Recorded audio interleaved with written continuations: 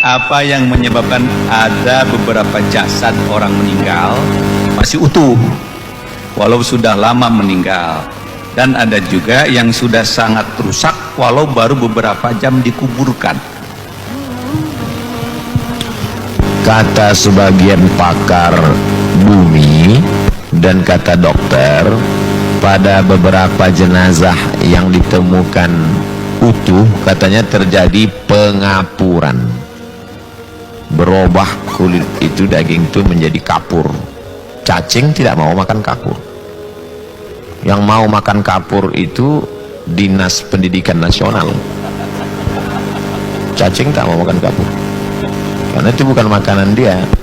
Itu alasan logisnya dari beberapa dokter yang saya baca, ditemukan beberapa jenazah yang tidak hancur dimakan cacing tanah.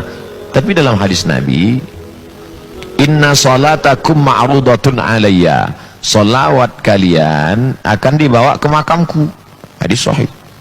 Salawat kita dari Masjid Salman itu dibawa ke makam Nabi di Madinah. Lalu sahabat, jangan sangka sahabat itu kalau dengar pengajian diam, pasif. Enggak, sahabat itu ada nanya. Lalu sahabat nanya, kaifa salatuna ma'rudatun alayka wa qad arimta? Bagaimana mungkin selawat kami dibawa ke makammu? Kamu kan sudah mati dimakan cacing tanah. Dijawab Nabi, innallaha harramal arda ajsadal anbiya. Allah mengharamkan tanah memakan jasad para nabi. Jadi dua-dua ada dalilnya, baik secara hadis Nabi maupun logika akal. Innallaha harramal arda, Allah mengharamkan tanah memakan jasad para nabi. Di kampung saya kiai Pak Ustadz, dia bukan nabi. Kenapa waktu terjadi pemindahan makam, ini ada kampung mau dijadikan sebagai PLTA, pembangkit listrik tenaga air. Beberapa kampung kecamatan jadi danau. Lalu kemudian Bapak Kades pengumuman makam kakeknya, mbahnya supaya dipindahkan, supaya jangan sampai nanti mau Ramadan ziarahnya ke danau. Pindahkan. Ini ketika digali ternyata makam tidak hancur. Tadi dalam hadis itu kan Nabi, ini al ulama warasatul anbiya, ulama pewaris para nabi. Dia tidak RCMA, dia tidak doktor, dia tidak ustadz terkenal, dia hanya ustadz kampung yang mengajar, tapi perbuatan dia perbuatan nabi. Wa man ahsanu qawlan mimman da'a ilallah. Adakah perbuatan yang lebih baik daripada mengajak orang ke jalan Allah? Tugas Nabi dilanjutkan oleh al-ulama warasatul anbiya. Itulah mengapa beberapa jasad para orang-orang soleh tidak dimakan cacing tanah. Tapi ada juga dukun santet yang jasadnya utuh. Bagaimana cara membedakan bahwa ini diridhai Allah, ini tidak?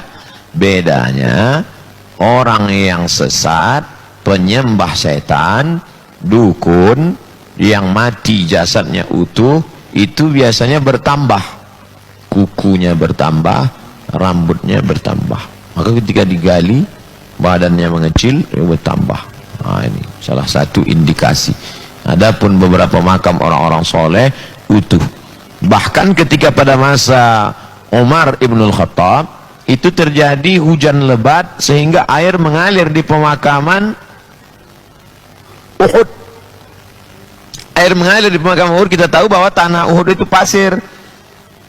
Lalu kemudian karena air mengalir deras, keluar kaki Hamzah bin Abdul Muttalib dalam keadaan masih meneteskan darah basah. Lalu kemudian Umar bin Khattab memerintahkan sahabat supaya menimbun lagi kembali, dikhawatirkan menimbulkan fitnah. Sebenarnya itu skenario Allah mau menunjukkan bukti ayat, wala taqulu liman yuqtalu fi sabilillahi amwat. Jangan kau katakan mereka mati. Dua, bal ahya, mereka hidup, walakin la tash'urun, kamu tak dapat merasakan kehidupan mereka. Ayat yang kedua, bal ahya, mereka hidup, inda rabbihim yurzaqun, mereka mendapatkan rezeki yang tak putus dari Allah subhanahu wa ta'ala. Wallahu a'lam.